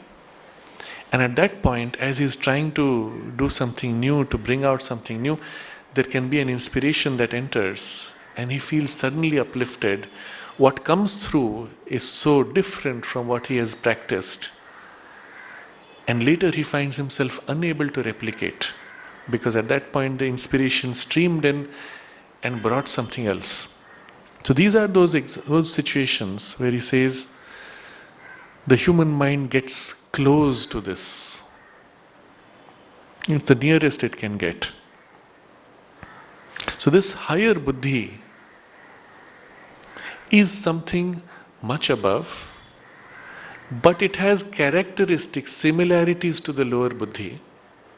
It also seems to be able to stand back, to observe, and to draw a deeper understanding of things. But the difference is, the lower buddhi does this with knowledge external to it through the senses. The higher buddhi is wielding knowledge which it already has, which it stands back from, although it already has. It is already the knowledge, and it wields them in a domain of intuition and revelation. When trying to give a more concrete sense of what this works like, the best example I found is to ask us to introspect, first with a simple question. Do you know you exist? And you introspect. Where is this sense that I exist? How do I know that I am here, that I am even existing? And automatically one goes back to some center of awareness which is simply without depending on anything else outside. Yes, I know I exist because I'm aware. I'm aware of my own awareness. Okay, next question. What are you aware of in your own awareness? What is the nature of your existence? What kind of a person are you in this part where you're aware that you exist? And suddenly there's a kind of an internal exploration. And you observe the nature of this exploration. You know, I'm a person who is naturally creative. I like to express these things. I like to play with those kinds of things. And these are my capacities. This is my potentiality. This is what I want to grow towards. And if you observe in all this introspection, what are you dealing with? Not external knowledge, not constructed knowledge. You discover what is already within you, which you already know, which you already are. And yet there's so many facets to it, and you draw them out. You rearrange them. Which of these is more important? Which of these is higher? Which of these is more lasting, more valuable, more true? And there's an automatic sifting that takes place. The same thing we did in the child's toys in his room, I am doing now in my internal room with my internal powers of my own consciousness. And there is an automatic rearrangement and awareness, but throughout I am dealing with things which I already am and I already know. I've just brought them into an increased awareness, that's all. And it is this power, this faculty where we are able to most directly experience what Sri Aurobindo is describing here, of this faculty of the higher buddhi to overstand, attain, does not seek knowledge and attain it in subjection to data it observes, but possesses already and brings out in the terms of a revelatory and intuitional thought. And if I ask you now to describe what it is that you find when you're exploring your own potentialities, you'll sometimes struggle to find the right words. And yet, when you catch the right word, there's a click and the words just flow. And you're surprised because the thing found its own vocabulary to express itself. And we experience what this kind of a revelatory or intuitional thought can articulate as. But this is just the beginning. This is an entry point. This is how we can most easily understand what that kind of knowledge is like. So he says, and this is possible when we touch upon this higher functioning where something higher is admitted, because there is an intuitive mind in man which serves as a recipient and channel for the in-streamings from a supra-mental faculty. But the action of intuition and inspiration in us is imperfect in kind as well as intermittent in action. So the quality is imperfect, the action is not continuous, it is intermittent. Ordinarily, it comes in response to a claim from the laboring and struggling heart or intellect. And even before its givings enter the conscious mind, they are already affected by the thought or aspiration which went up to meet them, are no longer pure but altered to the needs of the heart and the intellect. So, how do we trigger intuition? If you look at the process, you take your data, you work upon it, and you struggle and you labor. Your heart is passionately disturbed and intensely seeking, or your mind is intensely working through all the faculties of its powers of logic and understanding. And then suddenly, click, something pops in. I found it, I have an insight.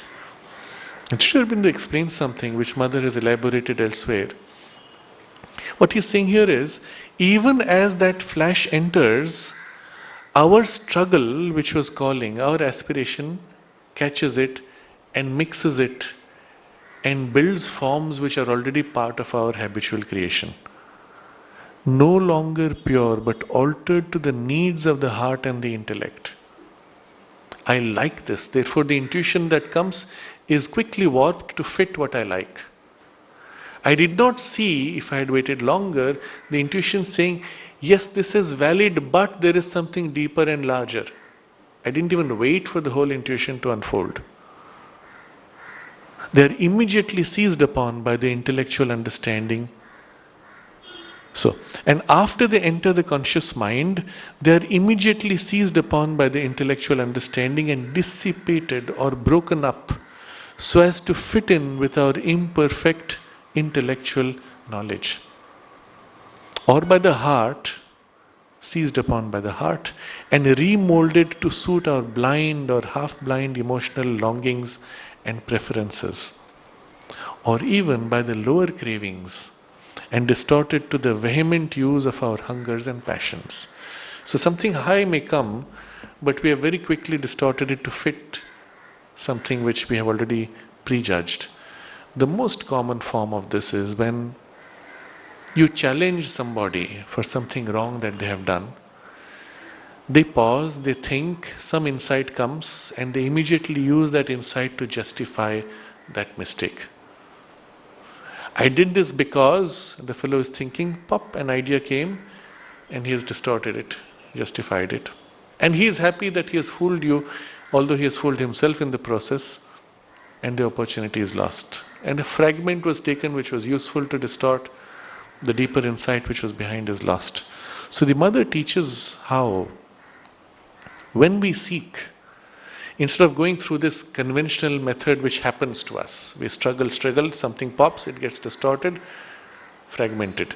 She says the right way to do it is you become very quiet.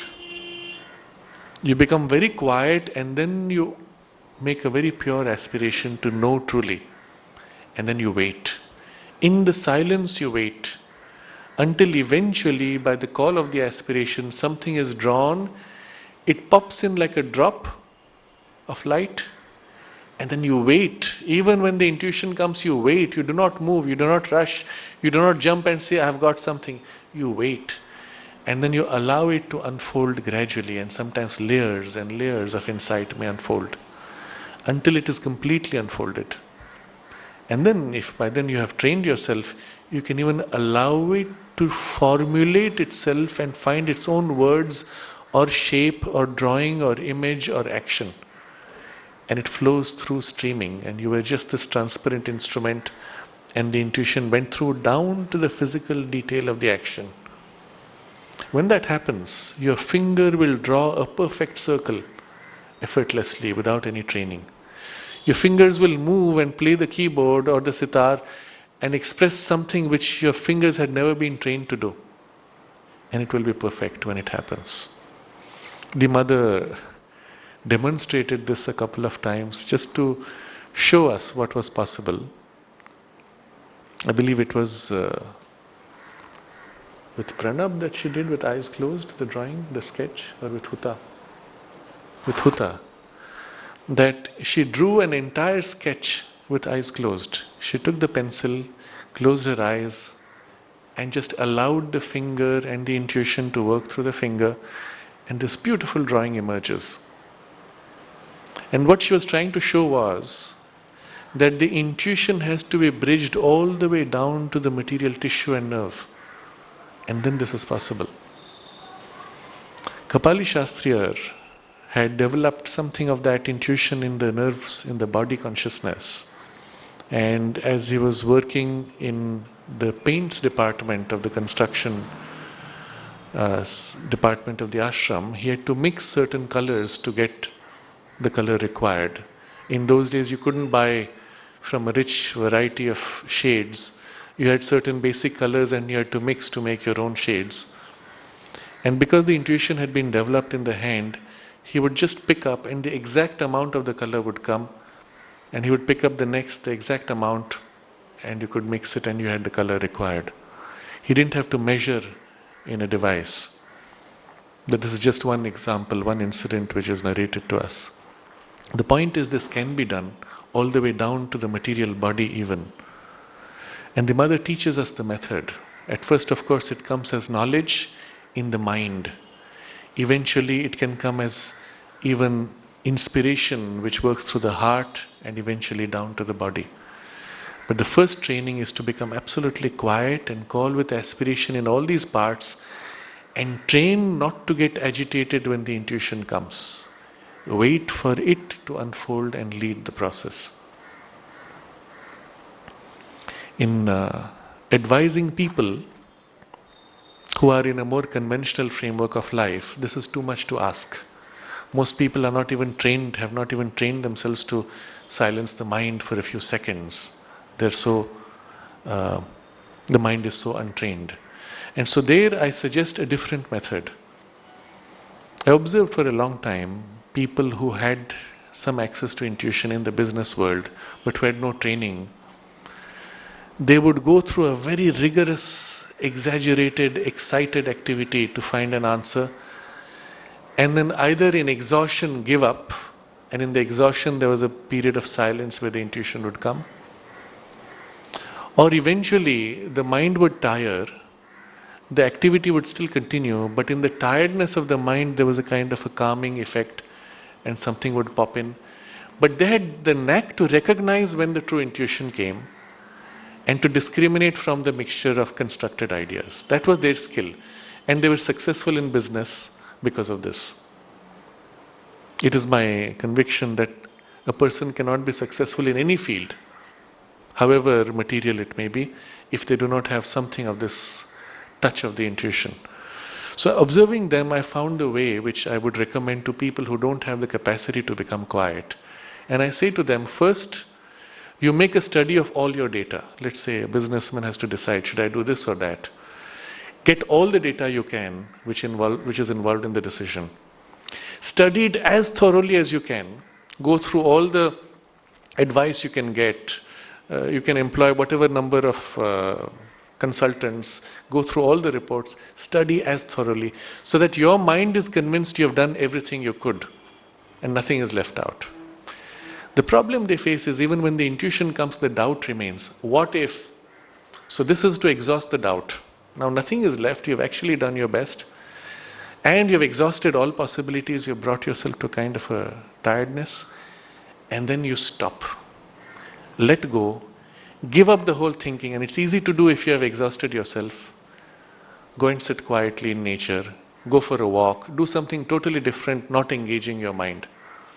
So you allow this state of tired mind to remain quiet for a while.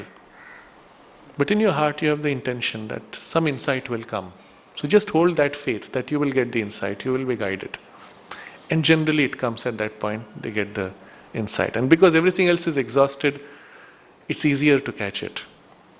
Some people who are more capable, I would say, after doing all this study, now sit very quietly, remain silent in yourself. Make your mind quiet and wait. And the important distinction is, the faculty which analyzes is different from the faculty which decides. The deciding consciousness is different. So you have used your mind to analyze, now you stop using the mind. The decision will come from something deeper, felt in the heart or felt above the head or something. Generally they feel it more easily in the heart. So I say, you'll feel deep in your heart, not in the surface. deep within, what's the right thing. And generally this is the way I found most effective for people in a framework where the mind is not trained. But you see, the principle is still the same. Sri Aurobindo has given us a detailed description of what happens, and then implied from it is what we must do then to do it right, which also comes in the later part of the discussion, which we will take up next time. He says then, in the next para, if this higher buddhi could act pure of the interference of these lower members, it would give pure forms of the truth. Observation would be dominated or replaced by a vision, which could see without subservient dependence on the testimony of the sense mind and senses. So now comes the description of how this higher faculty works in its purity and in its freedom, which we will take up next Friday. We can pause here briefly for any questions or anything you would like to share.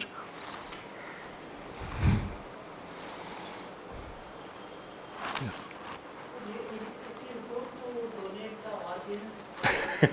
Okay. From spiritual point of view. The question is whether it is, from a spiritual point of view, whether it is good to donate body organs. The mother was not for donating of body organs for those who have worked to develop the body consciousness or to bring the spiritual consciousness in the body. The reason being that the physical and the subtle are more intimately connected, and damage to the physical leaves its imprint in the subtle body. So, for this reason, it was not advisable for those people who follow that kind of a sadhana. Otherwise, in the normal condition, for somebody who's living a normal framework of life with no particular spiritual development, it doesn't matter. From a social point of view, of course, it is even useful that they donate. I didn't understand the damage of the part physical. Okay, so let me put it in another way. The damage in the physical can have its effect on the subtle. Which damage? If A part of the organ removed. Now what happens? Yes. No, when an organ is donated yeah, after death, when the organ is harvested from the body, as I say. if we give an So let's take, for example, the organ cannot be removed when the body is completely shut down. It has to be removed while the life force is still in the body. Right? At that point, because there is still a connection with the subtle body, there is something which is harmed. So now you may say that the subtle body is subtle, it can separate, it is eventually not affected. Yes, that is true. But during the time that it is connected, it is harmed, and an imprint of that, I will use the word pain in the subtle body, an imprint of that trauma is the right word, remains as a memory in the subtle body.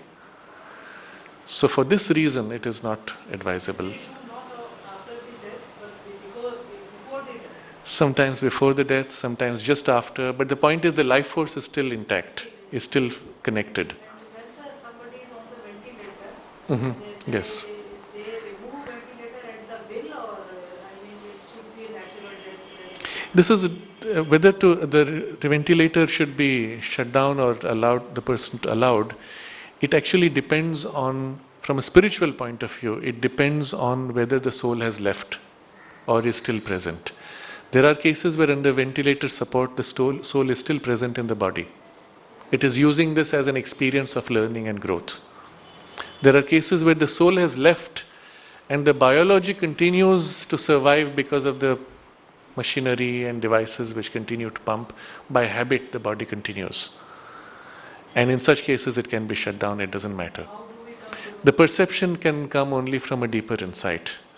Either somebody who has an inner sight, or even by those of you close to the person, if you can feel whether the person is present or not.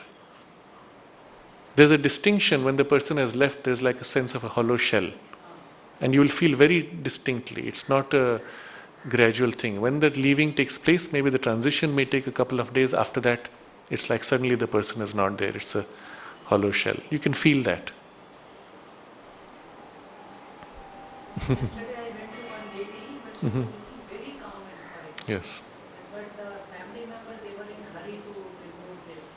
I was feeling inside because that person, as if he is very calm. And You calm felt and the very person lively. present. Yes. You Lively. felt the person present. Yeah, Exactly. I felt the soul present. Yes, exactly. And I advised them also, but Now, fortunately, we have more sophisticated tests, and this is interesting. They watch the brain through a brain scan.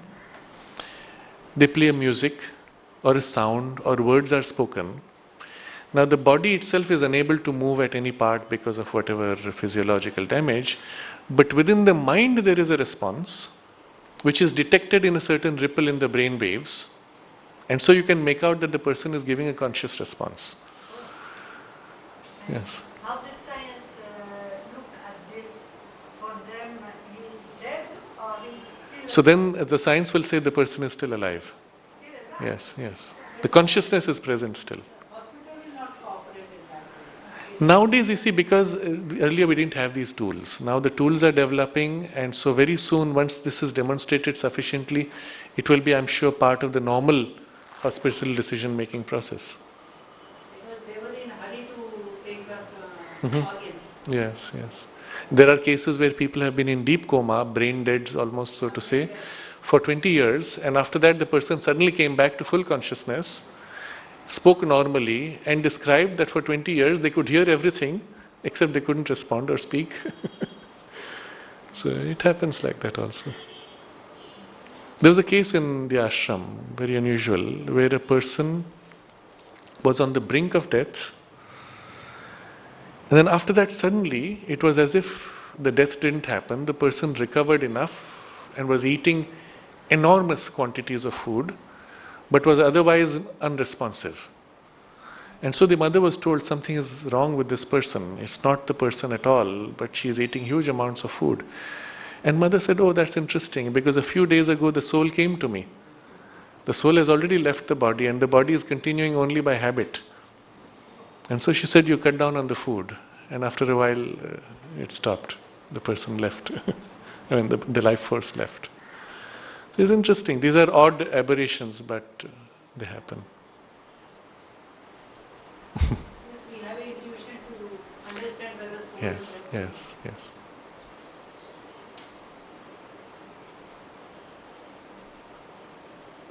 So just to continue with that earlier thing about physical damage and subtle body, there's the example of injuries which have carried over into the next life.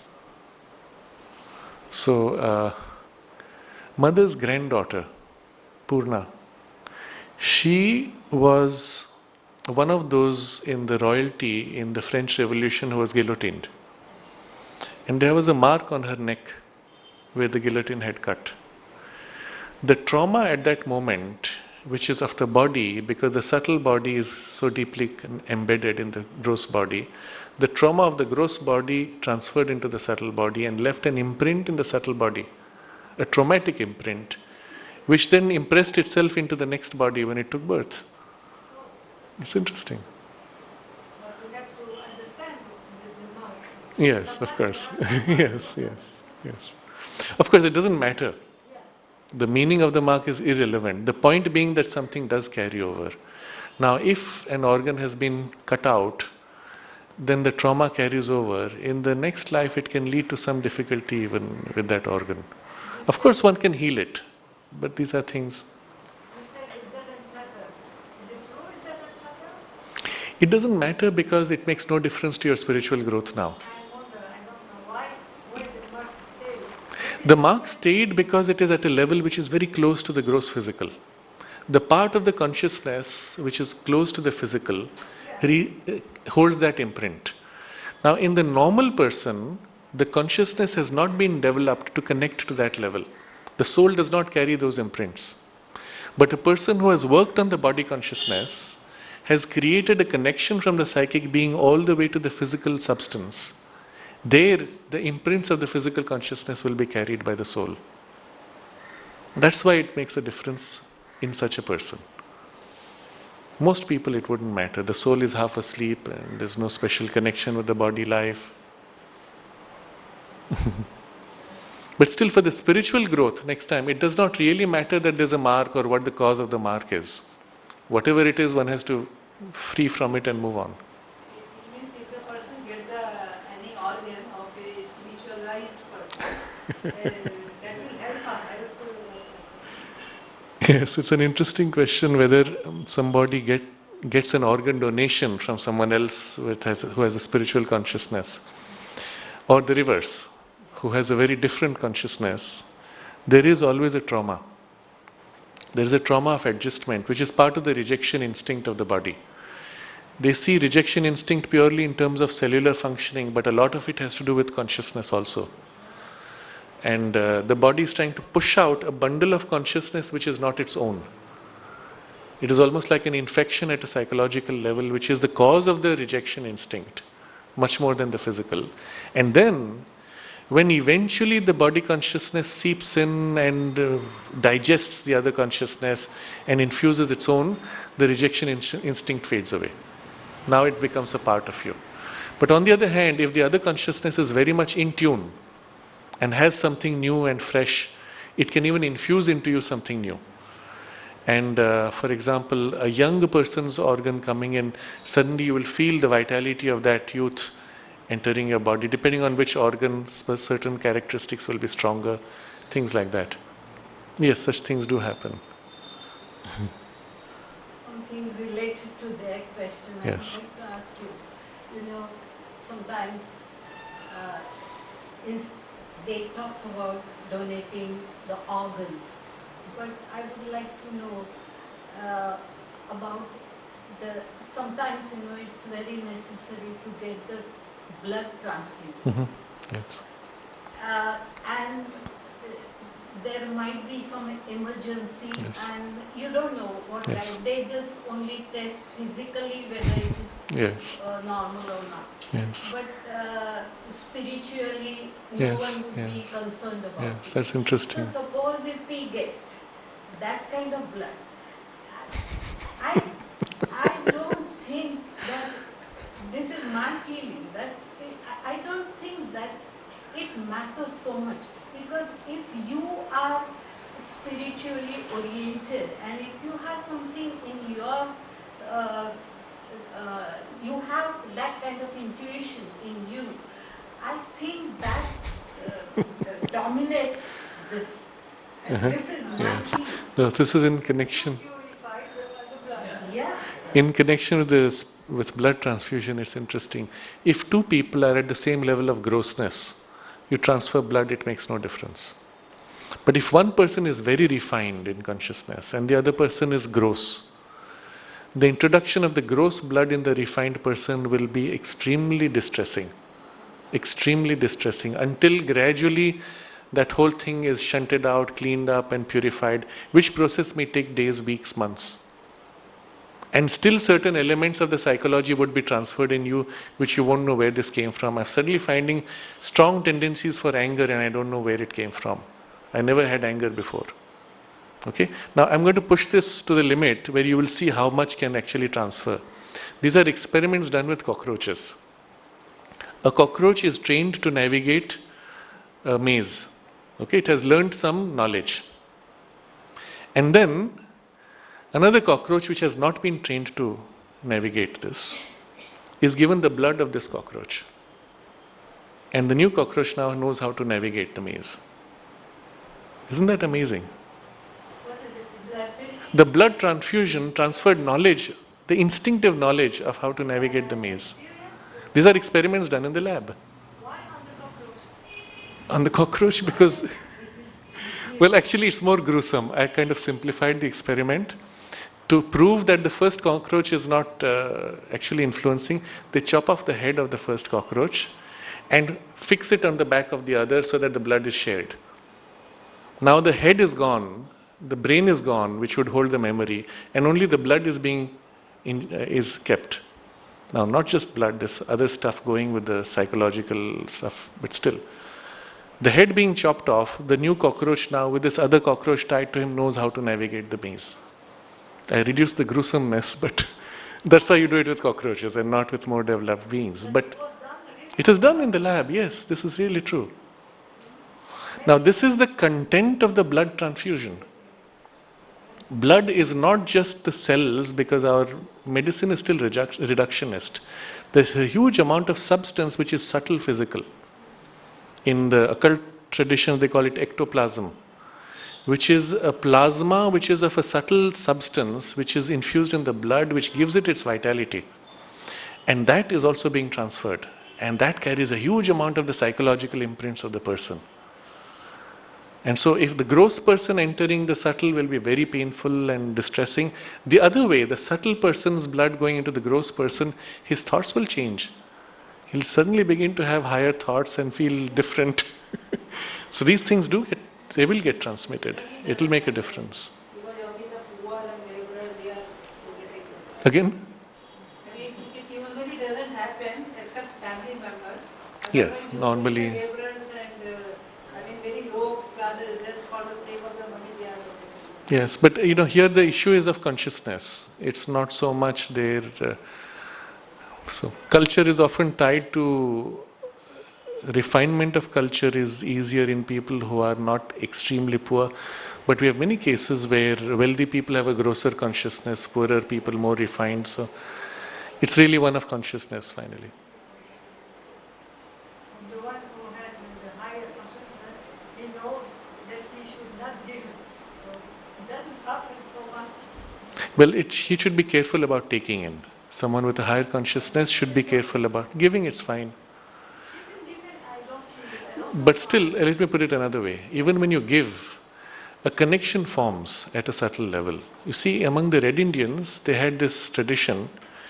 When you became a blood brother, they would make a small cut in each person and join the blood.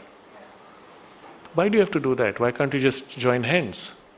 The contact of the blood and exchange of blood creates a subtle physical connection, which actually allows you to feel the other person more physically, to transmit or receive energies or even thoughts.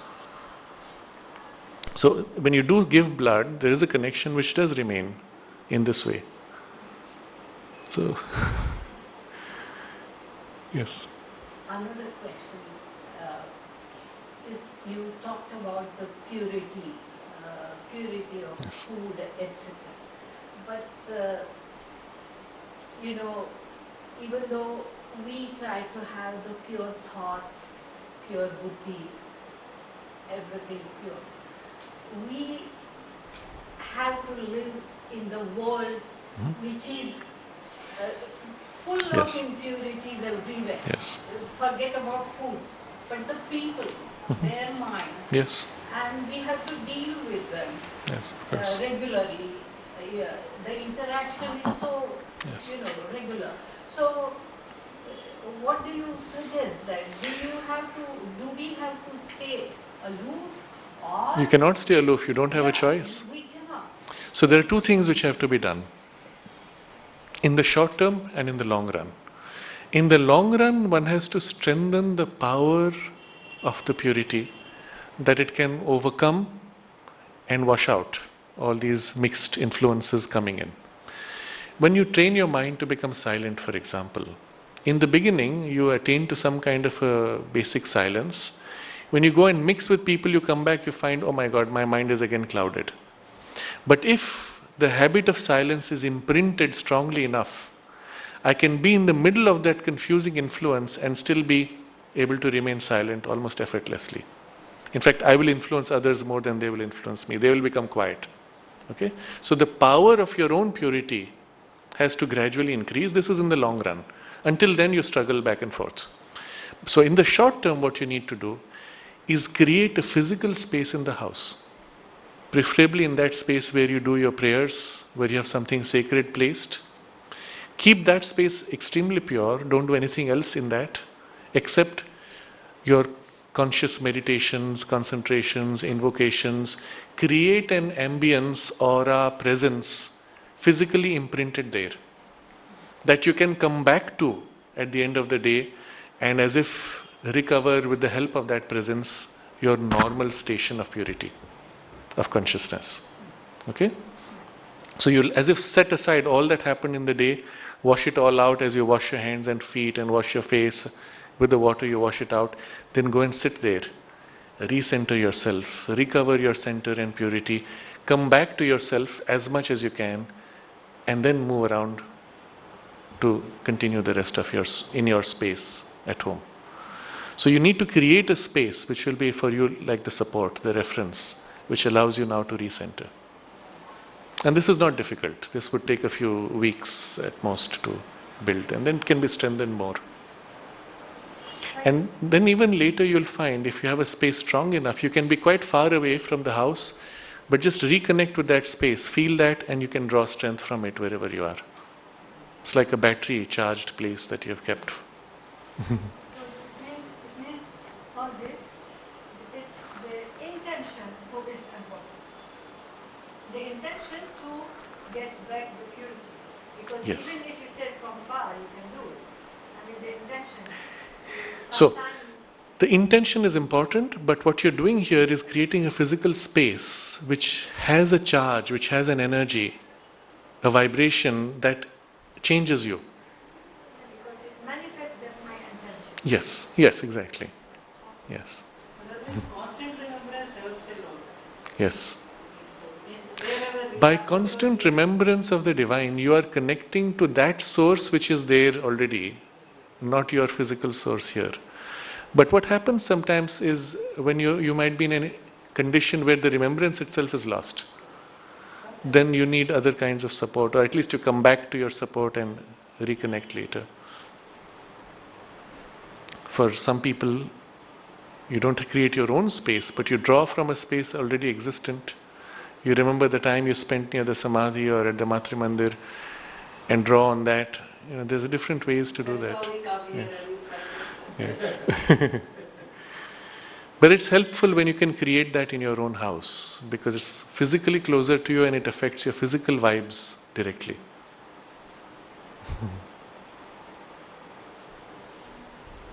This is the importance of the sacred objects. It's sacred because it is infused with that presence and you can draw help from it. If the presence is gone, it's just another object. Oh, I brought a stone from such and such sacred place. Does it have the presence? No, it doesn't matter. Doesn't matter where it came from. But if it has that presence, then this is the way by which I'm able to tap into that as a support.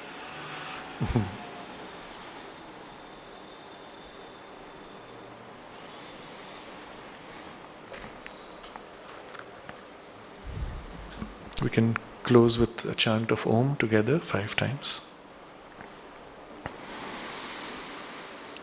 Om.